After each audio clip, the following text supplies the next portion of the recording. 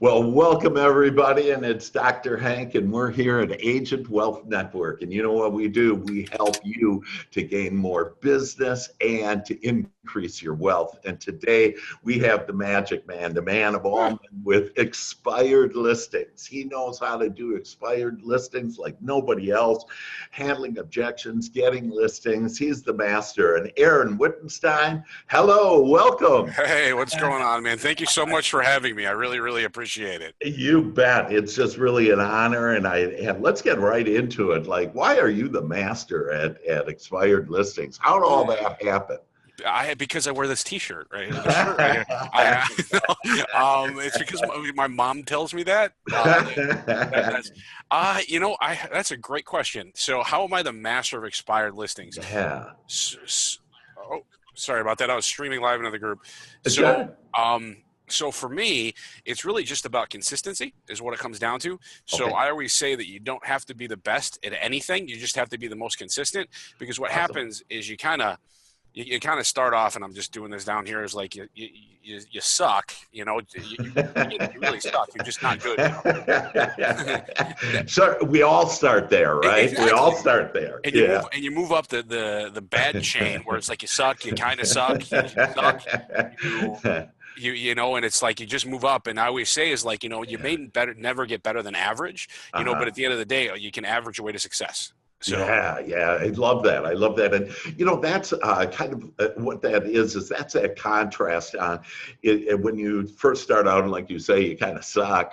That what it is it's helping you to gain that confidence and to talk better and to have the right script, the right words to be able to present. So how would you do to be consistent? What is that consistency, Aaron?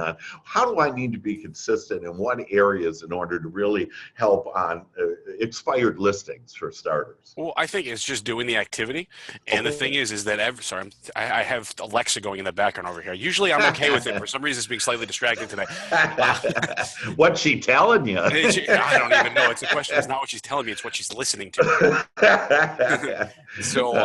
So it's like, it's just being the consistency of making the phone calls or doing the activities, because every day, you get in, you make phone call. I make phone calls from 8 to 11, every single day, Monday through Friday, because I know that when I do the activities, the results are going to follow. Like, for example, last month I had not the best month in the world. We took 3 listings last month, which is 2 below the goal, but for me, it's never good enough unless you hit the goal.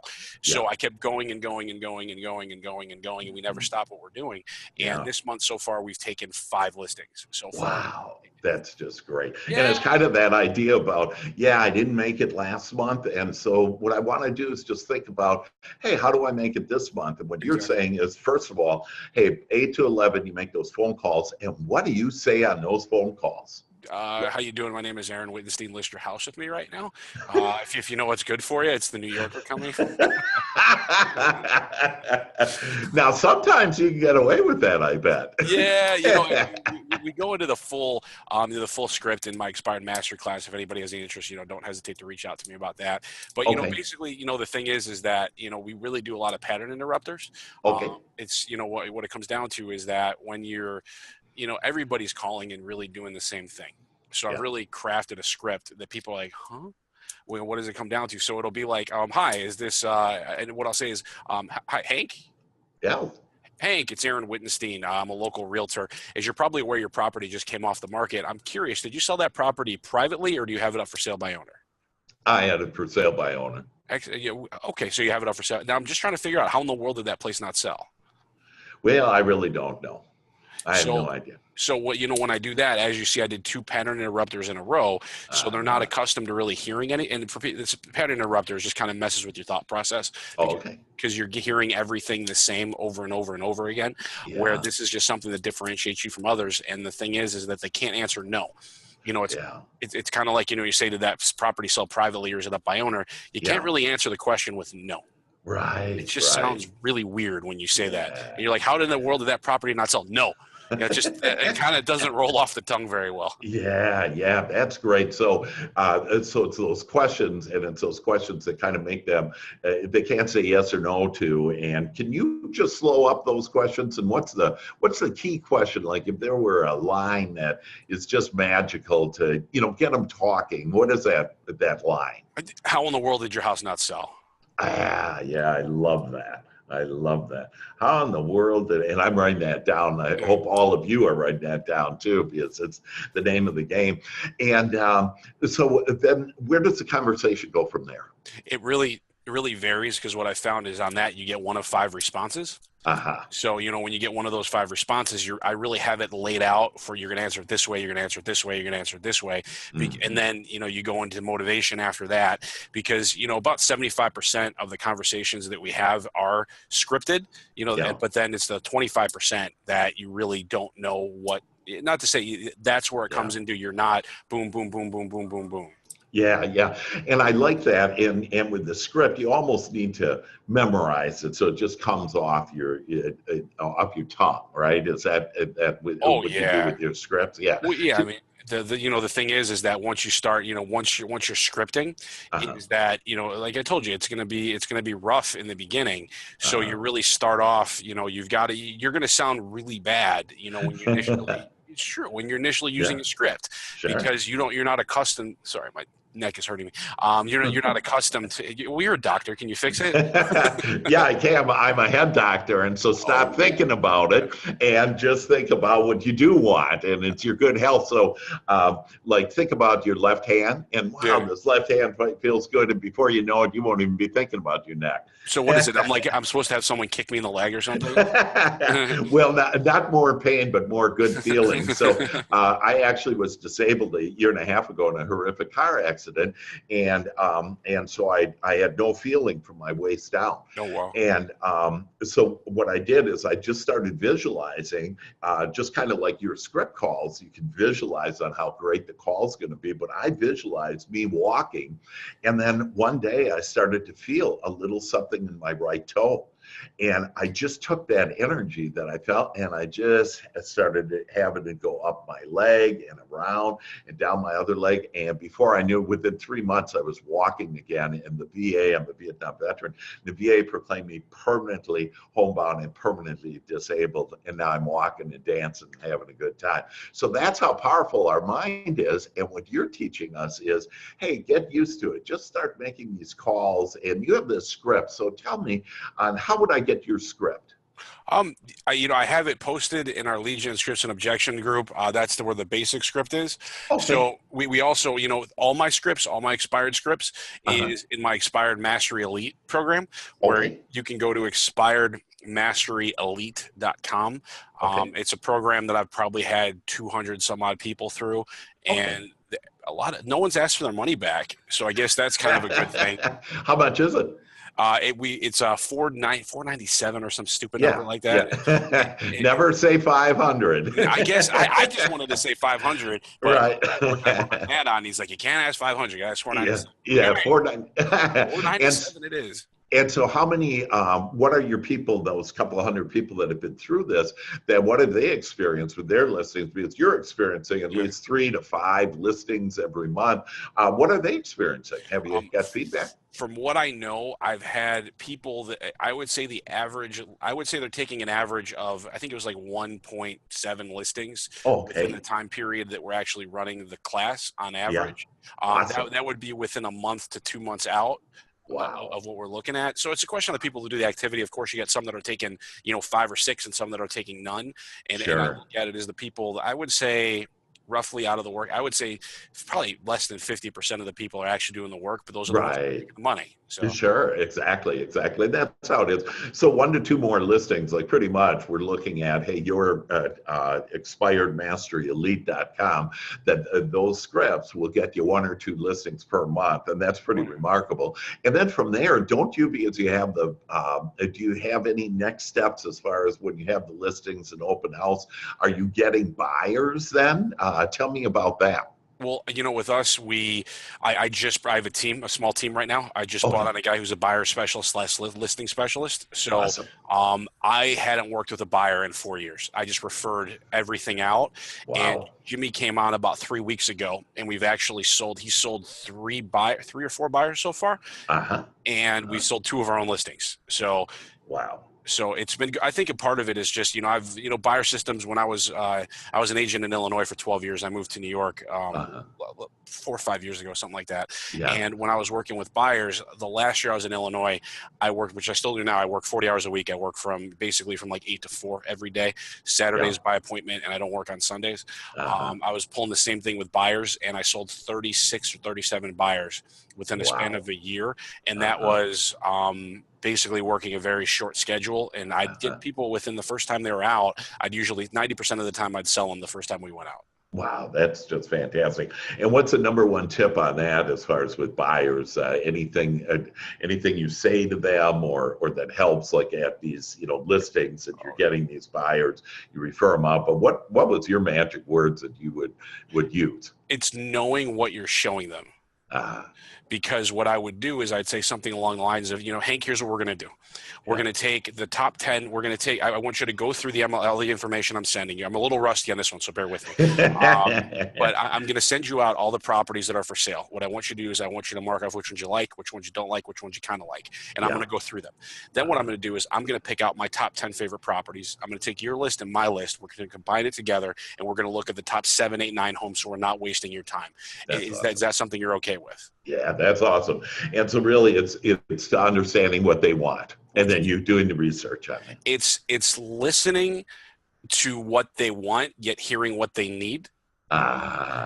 And what I would do is I would seriously go for about 2 hours because I'd go out, I'd show them 8, 9, 10 houses within that first day. And I would look through the multiple listing service for like 2 hours. My desk looked like a paper factory blew up. And I would really break it down where I'm comfortable knowing these are the best houses on the market. So then I had a whole script when I was out with them. I really had this thing broken down to a science, when I was, it's a little different now with Zillow and Trulia because a lot of people know a lot, they think they know a lot more. Right. It's something that I kind of miss working with my buyers. So yeah, awesome.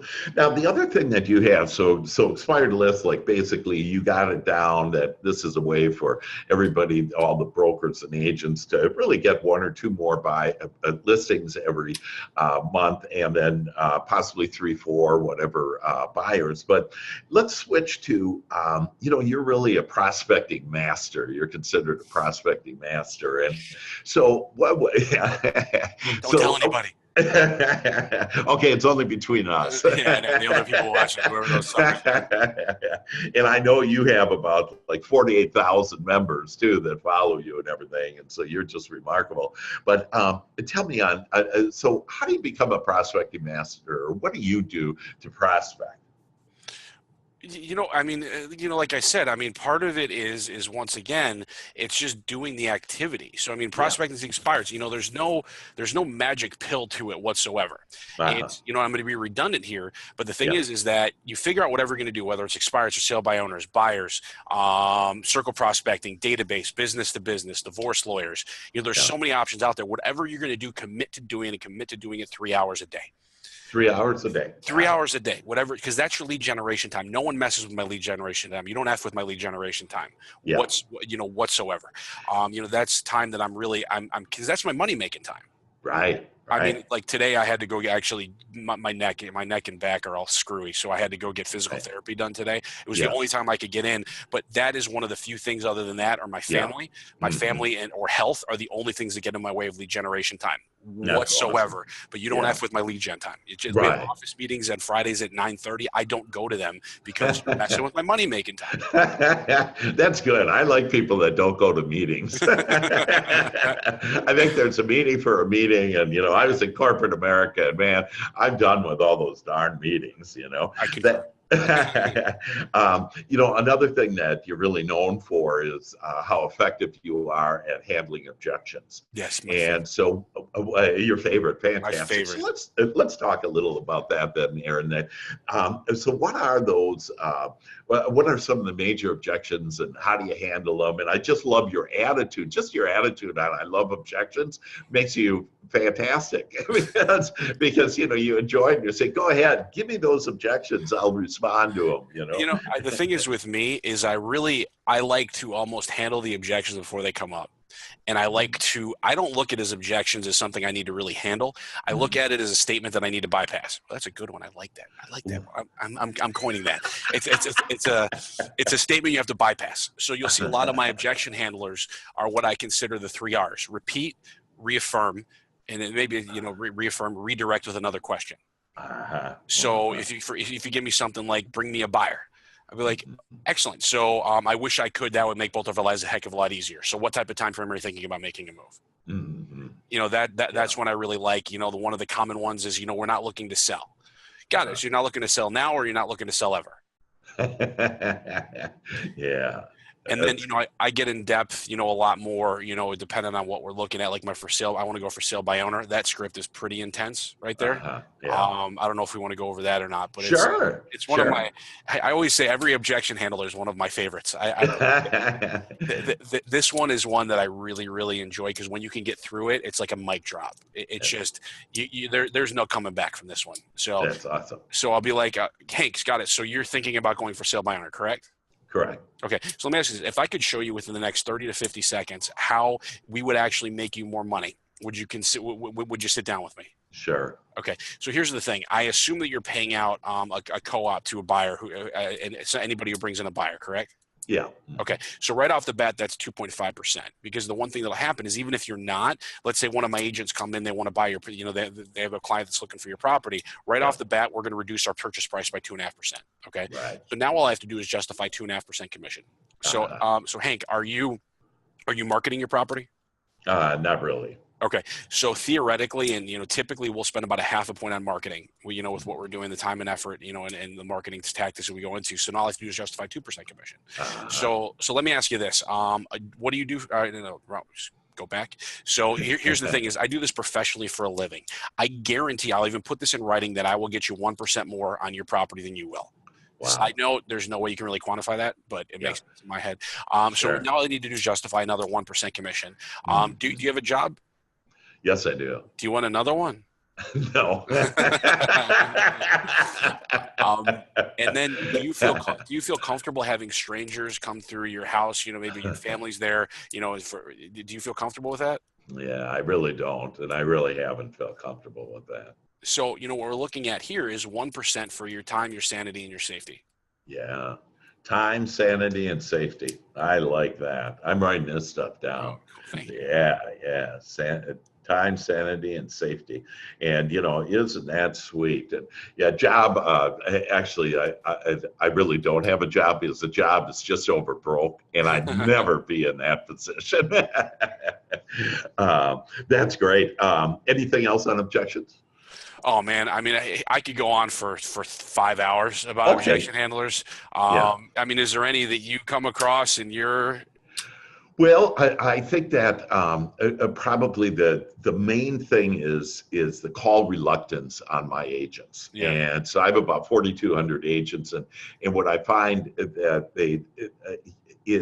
they're not very comfortable on just making the call. So, you have the scripts, you've just given us the thing. How do they become more confident, more comfortable in making the call on whatever it is, whether it's on expireds or, FSBOs or whatever? What would you recommend? So, how to become more confident and working through, what's the word? Oh my God, I totally just working through call reluctance and rejection and stuff like that. Sure, call reluctance, and how do I maybe prepare? How do you prepare before you call? What do you say to yourself, or what do you do? I don't have to do it. I mean, right now, it's so ingrained in me that I don't have to do. I really don't have to do much. I wake up, I come and pick up the phone, and I get everything going. But I didn't always start off that way. Actually, I put it this way: I've been on the phone since I was I'm 30. 6 now. I'm gonna be 30. I'm on the wrong You're side a of 30. young man. I'm on the wrong side of 30, baby. But I've been cold calling since I was 15 years old. Wow. So it's, I work for telemarketing companies, all these type of things, and Mhm. it's ingrained in me to not worry about rejection. Yeah. So, but the thing is though, is that what I always tell people is that, for example, I'm like, Hank, you're an ugly man. That is a form of rejection because I'm looking at you right in the face and saying you're not attractive. I mean, of course, if I was a good-looking woman, it'd feel a little bit differently. But if everybody remembers when they're single and they went out and someone basically blew you off on getting a phone call, Yeah. or they didn't want to talk to you for whatever reason, that is rejection. Yes. That is rejection. Okay. Yeah. These are people that don't want to hear from you in the first place at all. Right. And you've never met them face to face. How can you be rejected by someone you've never seen and someone who doesn't want to hear from you? Yeah. So it's not really about rejection about what it is. It's just you're too scared to pick up the phone because you don't know what to do. Yeah, I got it. So this will give the confidence. So basically you give the confidence and with these scripts and the different things to be able to walk through to really help them. And so one of the tips that I give is for people too that haven't been doing this for 15 years is to really just sit down before you make a call and just plan out on how great the call is going to be and how confident you feel and how they're going to like it and how this is going to provide more money and income for you and your family. And, just get fired up like that and then make the call. And so, yeah. Oh, yeah. And I think that, part of it too is that, it's just getting confidence with time. Yeah. Because, definitely it's worth the positivity. It's worth all that type of good stuff. Yet it's like when you start doing, you will become more comfortable. Yeah. You go make, like, for example, Jimmy, who's working with me right off the bat, his biggest fear was rejection. It was really rejection. Yeah. And, I don't understand that. It just doesn't make sense to me, Yeah. But, if part of it is, if everybody read the book, Go for No. Okay. Go for no. Go Yeah. for no. Mm-hmm. What that is basically, let's say that it takes you 20 phone calls to be able to get one appointment. Right. So that's 20, that's 20 no's, that's 20 go F yourself, that's 20 leave me the hell alone. I get people that said they want to kill my family. They get pretty intense over here when they don't hear from you. So let's say your average commission is $10,000. Okay.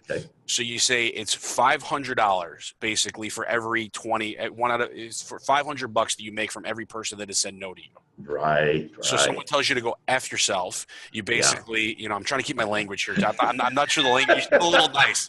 So I'm trying to keep my language Thank you level. very much. I'm trying to keep my language level to a minimum. But, but someone tells you, thank you so much. You just made me $500. Someone's like, I'm going to kill your family. Awesome. $500 in my pocket. That's good. And, to have fun with all this, lighten up. All of us need to lighten up about everything, and especially on the calls. It's opportunity calls. And, that's the other thing. Don't call it cold calls, call it opportunity calls. And to do it, you also know how to dominate listing consultations, listing presentations. And what's a couple of things that you would say about that and how you're able to dominate those listings and get the listing? That's a 3-hour conversation to go through the whole thing here, but with it, keep in mind is that I moved to New York like I said 4 or 5 years ago, and I went from basically 0 to 20 million within 4 years. Wow. And I attribute that to really getting my listing consultation really fine-tuned. Mm-hmm. When I first got here, I was closing my first year 20%. Then I was close, and these are, they're within reason, but I 2 out of 10, I sucked. I was really, really bad. Then I did 40% the following year. I closed at about 60%. And then last year, my closing rate was above 80%. Wow. So like anything else, it's confidence. It's time. It's just activity, doing, mastering what you do. Yet, what I found is 2 things is that I have the same listing consultation. Yeah. Now, keep in mind, I call it a listing consultation for a reason. All right. The reason I call it a listing consultation is, for example, a listing appointment sounds like you're going in for colonoscopy. Um, That's no fun. no. A listing presentation sounds like it should have glitter and like PowerPoint presentation. Yeah.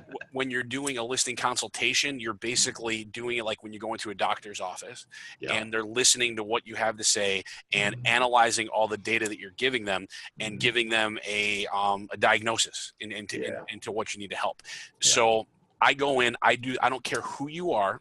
I do the same exact listing consultation with everybody. Same exact listing consultation. Basically, I won't have time to get into this, but this is how I explain marketing. I walk in seriously, this is how I explain marketing. It's great. Here's where I write down what I've listened to, and I do the same. You didn't listen to very much on that one. Well, this one was a slam. Yeah, this one was a slam dunk, actually. Oh my God! You called me on it. And then it's really. It's knowing what you're doing, but doing the same thing every time. Yeah. Maybe get some cool things you add in there. And then it's confidence. So like the first thing I'll do is I will walk in. I'll give you my intro. Okay. I Sure. walk in. First thing I do is take my shoes off. Right. Why do you think I take my shoes off? Hey, you want to keep it clean? You get to, and this is where I get a lot into personality profiles. And you probably appreciate this. Sure. Is that if someone mentions anything about taking their shoes off, it means they're usually a dominant personality or interpersonal personality, because those are people that are actually going to express themselves, with words. If they so typically a D or an I will say, "Oh, you don't have to worry about that," or "Thank you so much," is what they'll say. That's whatever they lead with. And an S or a C, the numbers person or the stable people, they typically won't say anything, because they're a little gun shy. So then from there, I take my shoes off, I walk in, and I'm like, "Do you mind if I use your restroom?" So I go pee. Usually I started peeing and I close at 80% ever since then. But first when I'm walking, I will drop my stuff at the table that I see most fit to have the appointment at, and I'll ask if I can go to the restroom. Then I'll say, would you give me the grand tour? Because what I've done is it exudes confidence when you're doing this. You're walking in, it's my house. I've just peed in your bathroom. I put my stuff down. I've taken my shoes off. Oh my gosh. Talk about a psychological loop for the poor people. They don't have a chance. Not at all. Not at all. Oh my gosh. So those are three things. Take off your shoes, put down your stuff at a place comfortable that you want, and go take a pee. Yep. And then when you come back, you say, "Hey, I'd like to take a tour." Yeah, no, I say, who wants to give me the grand tour? Because based on that, we're going to know who the decision maker is. So if the wife's like, "All right, I'll go," she's typically the decision maker. The wife's typically the decision maker. We all know this. The wife's right. So say do that, or if the wife's like, "Honey, go give him the tour," you know who the decision maker is. Yeah. Wow. That's great.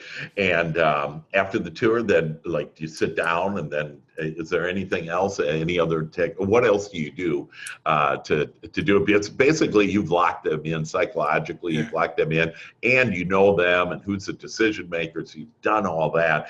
And then when you sit down, what happens? Well, then from there, I do Ford. Family, occupations, recreations, dreams. So what I'll do is typically I will always start off the conversation about their family. And so, I kind of nudge that way, dependent if they have kids, I'll do that because I can relate to them very well. Then I'll do occupation, and from there, I'll basically go into the listing consultation once I figured out how long they've been at their job. So, once I say that, then I'll go into that. If they're single, then I'll typically do recreation and then occupation, and then I'll get into the partial listing consultation. I see. Great. And so you get to know them. So you just don't start out with the presentation, or the consultation, if you will. And so you're really working this the whole time without really saying too much at all. And you haven't even gotten to the quote unquote, presentation. And so how does the presentation look, or that consultation? That's one of those things that, because I do so much writing, you know what I mean? It's hard to say, I explain marketing. Then after that, I go into what their experiences was previously whenever they sold a house. So I get into that. I get into we then talk about communication. Then we talk about, after that, then we get into pricing. And I close them. Oh, okay, great.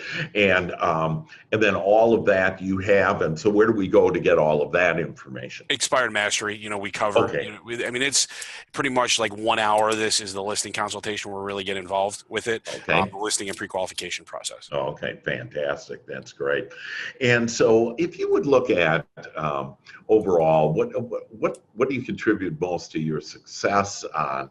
And I know doing it is one of the things, but are there any tips, anything that you'd like to share with us that could really be helpful to help us become more successful? Pop out a couple of kids. Yeah, have some kids, huh? Seriously, no. I think part of it for me, the biggest thing is my children. Yeah. I've got a 6-year-old, I've got 3-year-old twins, so Mhm. I don't have the luxury. When you're doing it for somebody else rather than yourself, Yeah. you're selfish. Yeah. Because the thing is that once I got 3 kids. If I don't work, they don't eat. Right. And my kids Right. are never not eating, and I want them to Yeah. have a life. I want them to have a life that I didn't have. So, Right. so, Right. so that's the thing, is that you need to find something other than yourself to be working for. If you got nothing, if you're single, look at yourself. I mean, 10 years into the future, Yeah. because you're shafting your future self. So Right. it's really figuring out who you're working for. Yeah, absolutely. And that whole kids and that idea of even legacy then beyond just feeding your kids, but it's Yeah. this legacy that you want to build. And I do a webinar on Fridays at 11 o'clock Central Time, and it's at dochank webinar.com. And that's where I actually teach agents and brokers on how to increase their wealth. And so not just increase their business, but be able to increase their wealth. And so I have people that making just passive income, literally thousands of agents making a passive income of 6 figures passively while they're building their business, and then also able to build their equity. And so it's a whole new world out there. It's just not, because we're almost like the old days of real estate has been, we're slaves to our commissions, right? If I'm not doing this, and I can't take off 2 weeks, because when I come back, then what do I have? I don't have any business. I got to start all over. And so I help agents and brokers do that, and to provide that. So you may want to even check in on that. Yeah, no, I'm interested in talking to you webinar. further about that. Yeah, it's really exciting, because I'm independently wealthy, and so I've actually, it's kind of like you were saying, you have to really walk the talk. You have to be doing it and be there and understand how it works, and then you can teach other people, like you are teaching, other agents and brokers expired listings and how to get listings and how to handle objections, and it's really been incredible. So how do you have 48,000 members anyway? I got lucky. I was in the right. Honestly, I was at the right place at the right time. Is what it comes down to. I started a couple of years ago on a sleepless night when my kid was up. I came up with something, and Wow. I would say that it was very lucky that I got it, that I got started, and I just think the amount of participation that we've had has helped us grow. Where people get the full air, and they get to see the good, the bad, and the ugly of everything that I do. And I just think that we've grown because of full transparency. Yeah, and I was going to say that I just love on the way that you are. You just kind of tell it the way it is, and you're a real guy. And people can tell that too. And so when we're dealing with not only, friends or family or whatever, but people you don't even know, they can tell that, you're authentic. And it's all about being authentic. I do my best. My wife, I don't know how much my wife likes it, but she doesn't like my authenticity too much. I gotta sugarcoat it with her.